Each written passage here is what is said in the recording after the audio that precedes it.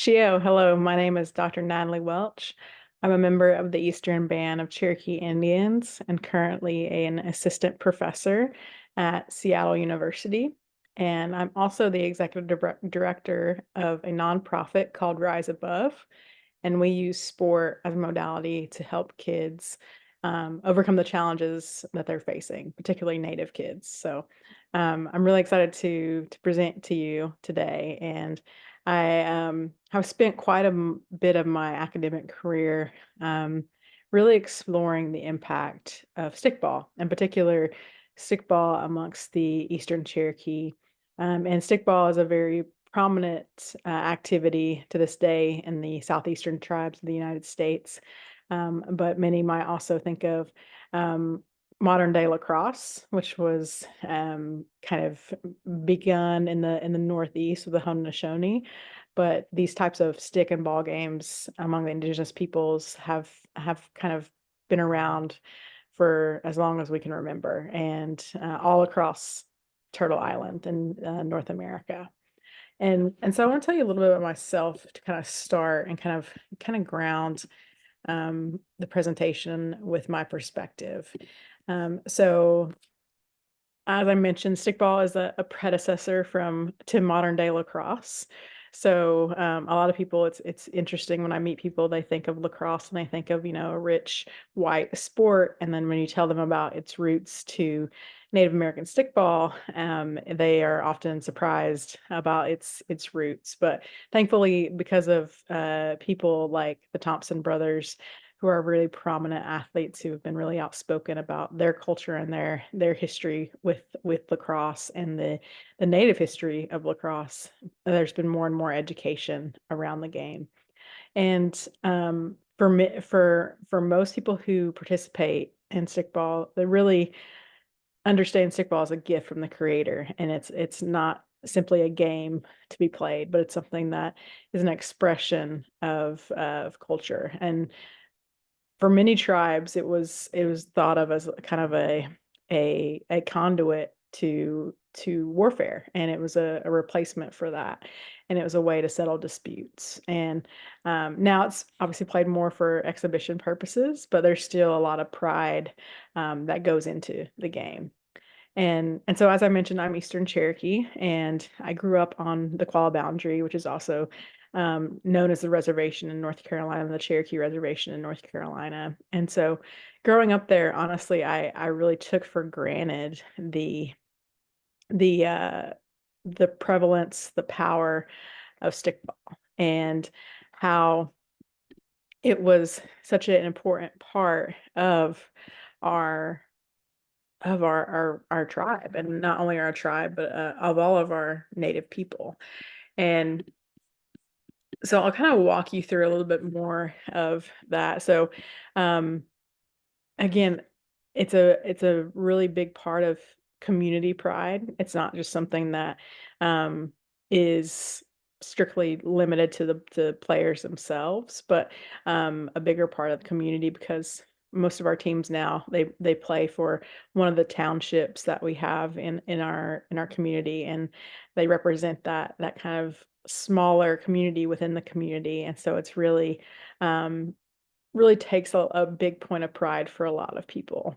And I remember growing up and playing for my community, the Wolftown community, how important that was, and that was kind of instilled in us, just like fans are proud of their hometown teams in modern sports. And there's really a lot of spiritual aspects of stickball that you wouldn't see on the surface. A lot of rituals and behaviors that happen with medicine men involved. And I've once had people tell me, a stickball game is not a battle between players. It's a battle between the best medicine men and the medicine men that are in control of those teams. And so far, I've been speaking mostly to the men's game, but as you'll see in my research, there's been also women's involvement. Um, and so when I went back to do my PhD, my advisor really encouraged me to look at stickball from kind of a deeper perspective. And And so I ended up doing qualitative interviews with current and former stickball players. And most of these men were people that I knew already and had relationships with. And maybe we weren't really super close because I hadn't lived at home for over 10 years, but we were, many of them I went to high school with. And so it was really rewarding to reconnect with them and actually talk to them about this game that in a way that had never really been discussed before. And so it was really, really meaningful. And I was blown away. I definitely took it for granted growing up and thought of it as more of just a game. And I was really blown away by how much pride that these men had with this game, as far as their not just a pride like playing any other sport was, but it was a pride connected specifically to their culture and specifically to kind of carrying on something that hadn't been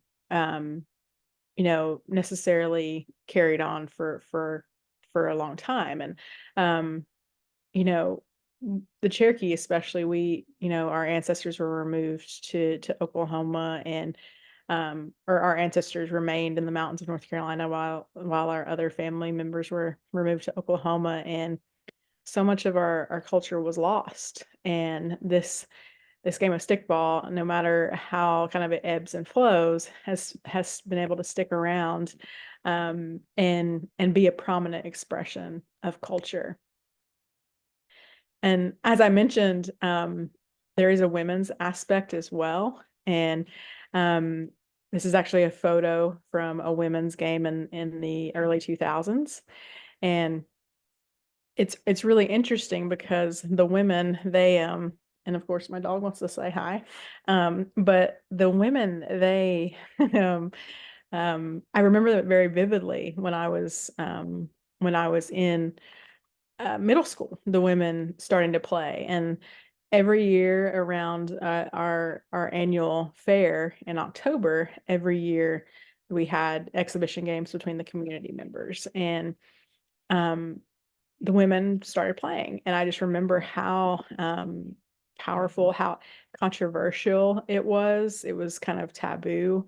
And so as I was doing these interviews with the men, I was also talking to people about when the women played, back in the early 2000s for several years. And it became kind of an obsession of mine that, like, okay, it's really great what the men are doing and the traditions they're upholding, but I also want to look a little bit deeper about this time when the women played. And similar to the men, I was able to reach out to a lot of these women who I had already known through the community, even if it was very generally or on a very surface level. But I was able to get footage of the women who played, old VHS tapes with really great footage. And you can kind of see in this photo like the attention and the crowds that came out to watch the women play. And some of it was sensationalized, but some of it was just pure, passion for this game. And one of the things I was told by these women was how that um there was an elder that had communicated to some of these women that, hey, stickball was originally given a gift from the creator that was given to the women. And they played, and then it kind of, once colonization happened and people were coming in, they were saying like how it was, barbaric and unladylike for women to play. And so women stopped playing. And to me, that completely makes sense that, like, okay, women played and it was a very rough game. I haven't really discussed the actual game itself, but it's a very rough game. Think of a combination of rugby, lacrosse, football, soccer, like all, but like no pads, no shoes, no kind of protection. There's no penalties for tackling or anything it could get really rough, especially with the women. And some of it was kind of distasteful, women pulling hair and fighting, and so I could see why it was controversial, but I could also really see why it made sense that the women played in the past. And then to the point of colonization, where it was seen as being unladylike and a part of that colonization process of women belonging in this certain gender role. And that doesn't really fit in with our kind of matrilineal society of women being the head of household, women being equal to men. And so it just was this fascinating period of time, and it was actually around the turn of the century, that in the year 2000, when this elder encouraged these women that, hey, you were some of the first people to play the game, and you should really bring it back. And so uh, it's been an amazing experience, and from written research to now, and it actually ended up producing an entire short documentary about the women's game, and that documentary is called She Carries On. I encourage you to check it out on YouTube, and it was an amazing process because I was able to take the kind of the qualitative research work and then expand it into this film production. That's something I had done in my professional career,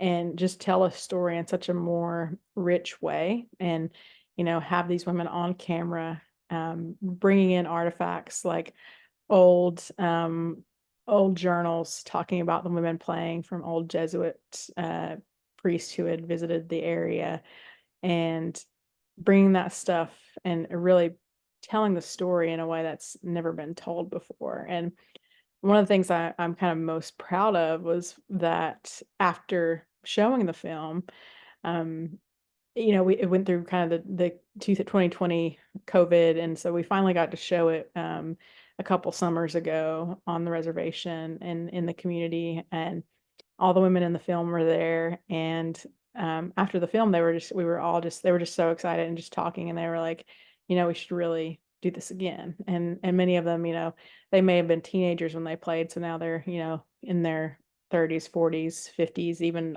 older. And um, that fall, they ended up playing um, in the fair again, and in the first time in over probably 15 years.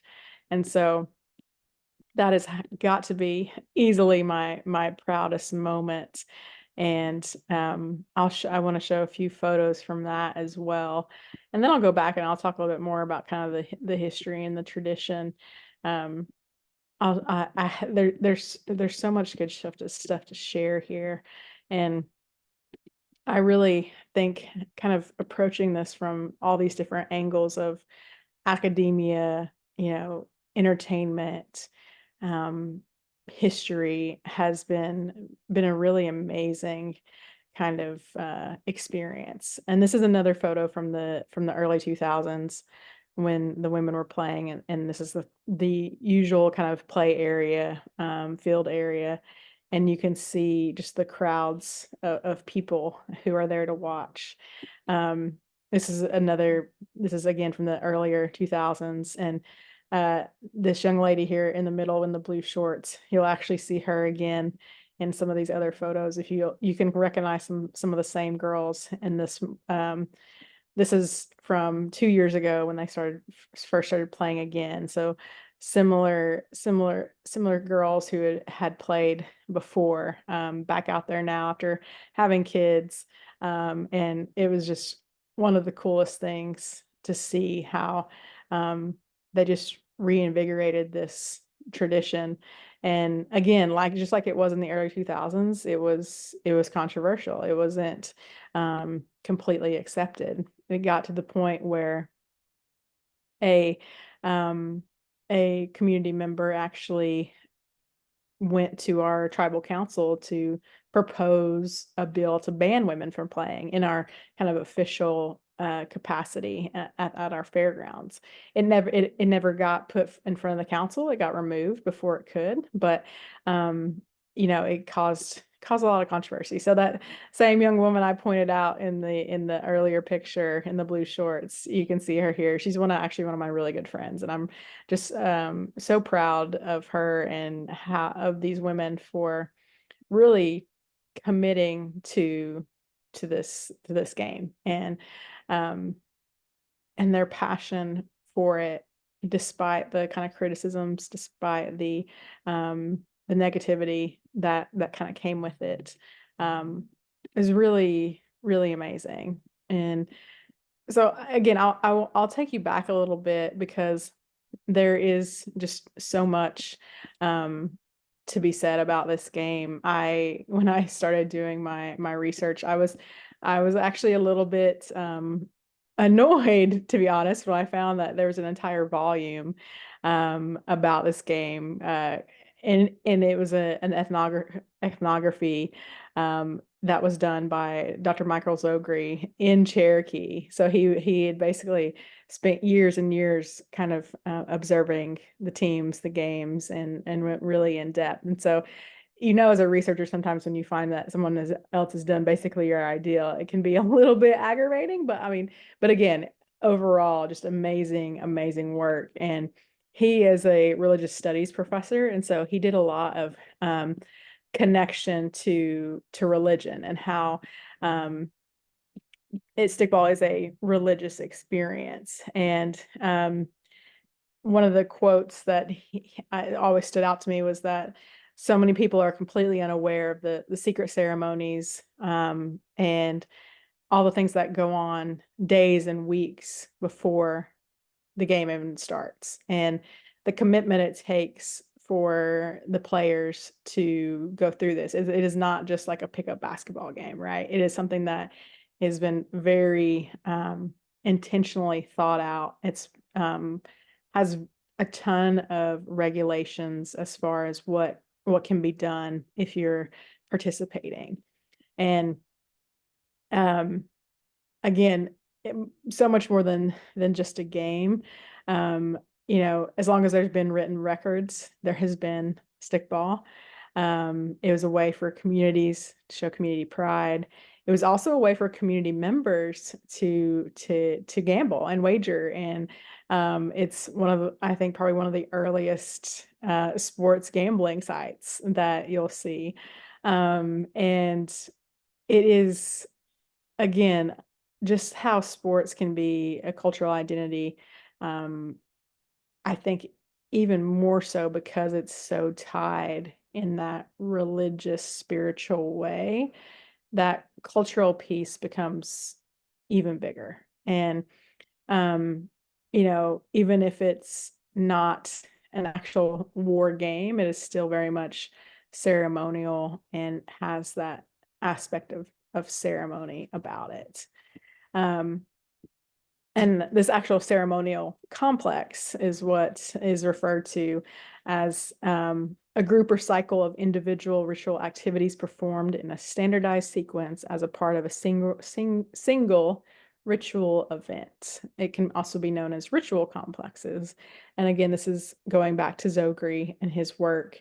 And so this idea of ceremonial versus ritual kind of used interchangeably. And the idea being that, a ritual is often thought of in a more, I think, stereotypical way, a more unauthentic, a more, I guess, just like a less genuine way is how I think of ritual, versus ceremonial being a lot more tied to celebration of identity and celebration of culture.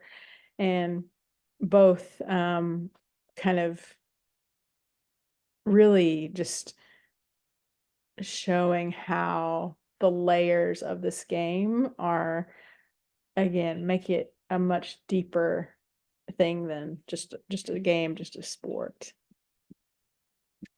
And so some of the kind of aspects of this I've kind of already mentioned, but the medicine men, this idea of conjuring, of performing medicine.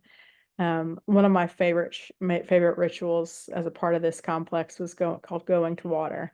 And this was literally, you probably couldn't see in the pictures, but alongside this playing area was a big, one of our main rivers in Cherokee. And before and after, every game, the players would literally go to the water and wash themselves clean of any negative, if they had had maybe a very combative experience with someone in a game, they would kind of literally leave it on the field and wash it away. And we talk about, hyperbolically leaving it on the field, and this was just an actual physical act of doing that. And it's pretty intense, because a lot of times the water, they're playing in the fall time, and it can be pretty cold water.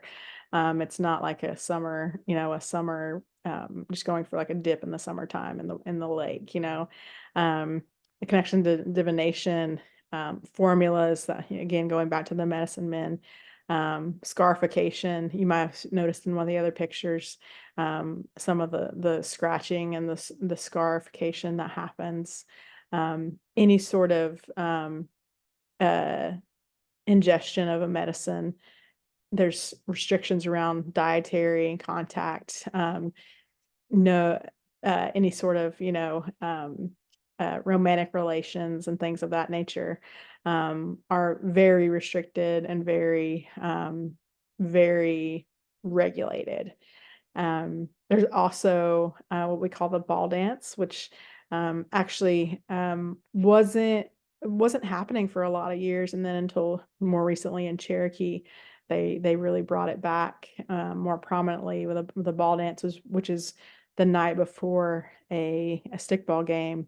The men and the women together in this community would stay up all night doing ceremonial dances. And so that's one piece that has been a part of kind of this ebb and flow of the game that has really returned to prominence, and is really something that is really special. And one thing I want to note here is that I remember when I was talking to just family members about stickball, and how, there's a lot of stuff that we don't know, we being the general, kind of more general public, even those of us that are tribal members, because there's certain things that if you haven't played, you shouldn't know, because there is not necessarily a secrecy, but it's a privacy, a privilege that you get from competing.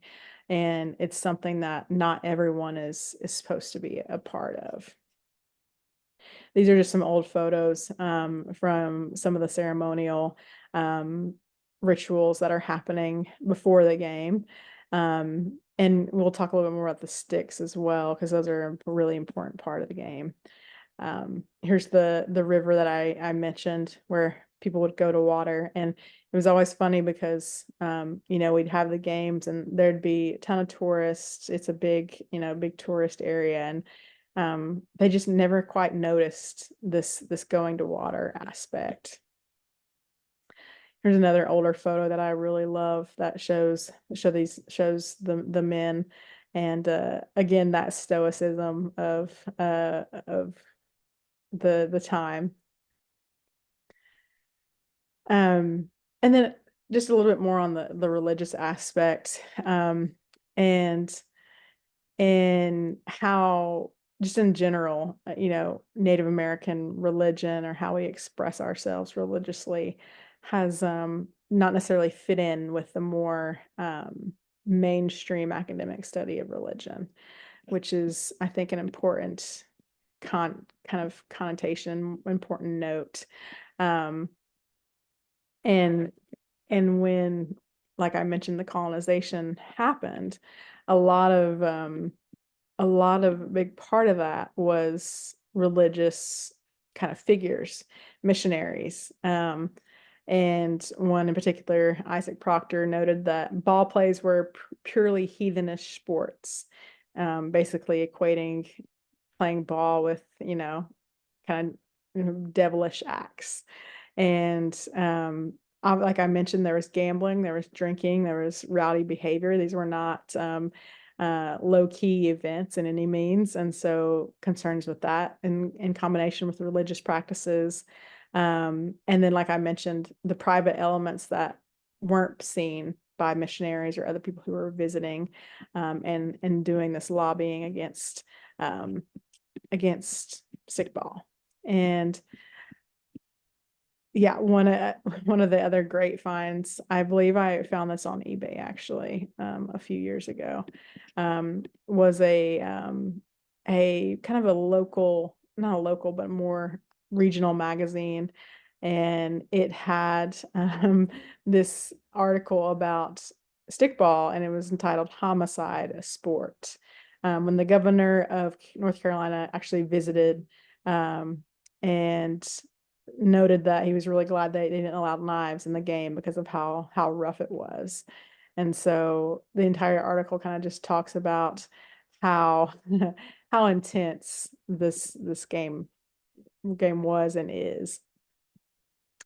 One other, I think, important story to kind of share is one that we actually grew up hearing when we were in school. It was one of our kind of our legends that was told of the ball game and the birds and the animals. And this is kind of just a Cliff's Notes version of it, but it was said that, when the world was, when Turtle Island was being, was just coming to be into creation, there was a game between the birds and the animals, a ball game. And there was a small kind of mouse rat like figure that wanted to play with the animals, and the animals said, no way, you're too small, there's no way you can be of help to us.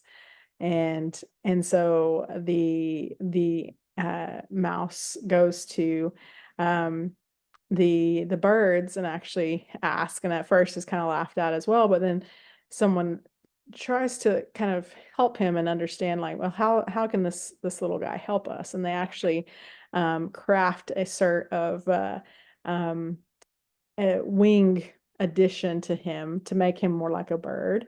And that was kind of what is known as kind of the creation of the flying squirrel. And because the animals had only gone with the bigger, what tougher players, they were outsmarted, kind of out the speed of the birds, and the flying squirrel was able to beat them. And so it's one of my favorite stories, because it's really a story about acceptance and about not taking people at their kind of face value.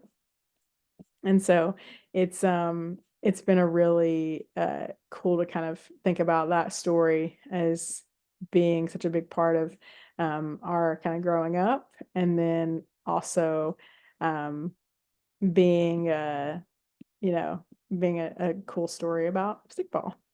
Um, some other considerations too. I mean, there's just so many connections that can be made with stickball, and just the persistence of the game. Like I said, there's been times of ebbs and flows. There was a time and only one community was still playing, and so the fact that it's been able to kind of outlast has been really powerful. And the state of decline is kind of just in reference to cultural traditions, and not necessarily the tribe itself.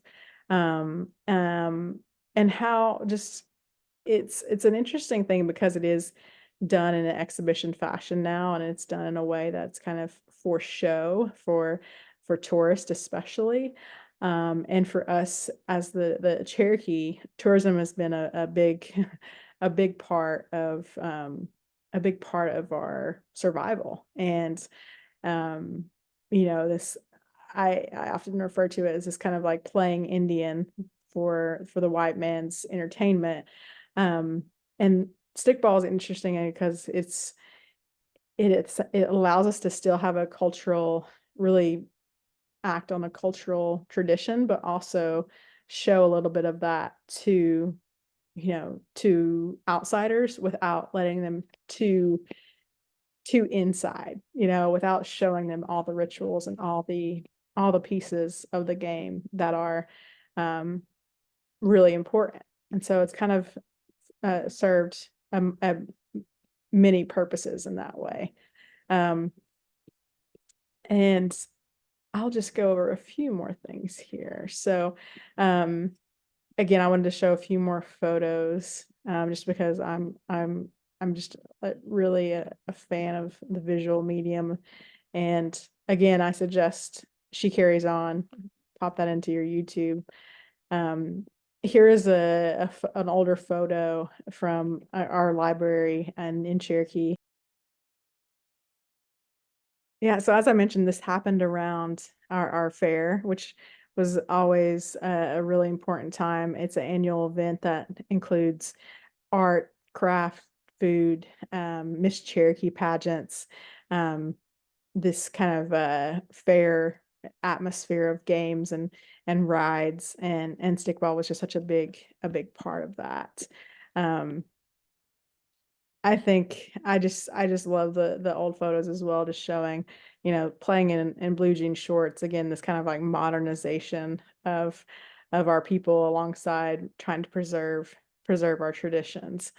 And then the kind of the final thing I'll kind of share, just because I'm really interested to see what happens in the future, is just where this game goes, um, for our young people. And we do have kids kind of versions when we have the festival. We have younger boys who play, no younger girls yet, but that's something that I really um, want to see happen as well. But or even mixed gender, non-gender kind of conforming, and the little boys are so cute, but they also, again, begin learning this traditional game, and how it can be so much more than just a game, and how much there can be connected to our traditions, our culture. And I would also like to look at, what does it look like for other tribes? We often have sometimes share games with the Choctaw, the Chickasaw, and other tribes that and around the Southeast. And I know there's others kind of throughout the South that play this game, but also stick or lacrosse. We've had the Thompson brothers come to our community and share the game, and we've started a lacrosse club, and so this kind of merging of our traditional game with the more modern regulated game, I think, is an interesting thing to follow.